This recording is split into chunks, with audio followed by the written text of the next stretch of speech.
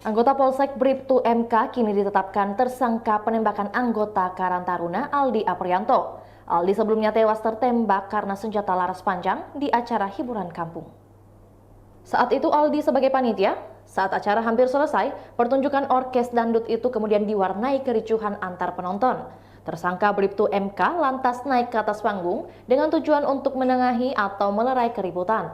Pada saat itu, tersangka dari atas panggung meminta senjata api dikarenakan rekan yang membawa senjata itu masih junior daripada tersangka Bribtu MK.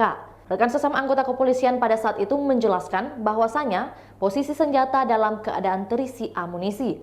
Senjata tersebut dalam keadaan terisi, lalu disandangkan oleh tersangka dengan laras menghadap ke bawah, namun tidak dilakukan pengecekan dan tidak mengunci. Ketika hendak melerai keributan, pada saat itu tersangka sedikit membungkuk untuk menegur salah satu penonton. Tanpa sengaja senjata api tersebut meletus dan mengenai korban sehingga mengakibatkan korban meninggal dunia.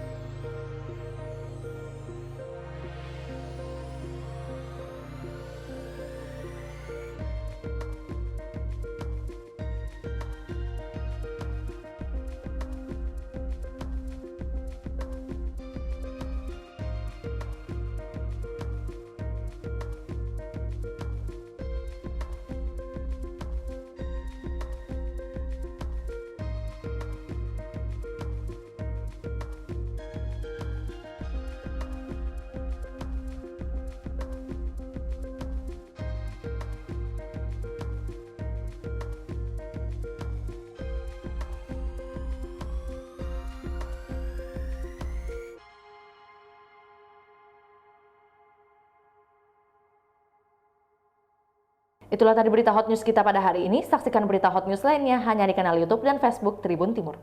Terima kasih sudah nonton. Jangan lupa like, subscribe, dan share ya.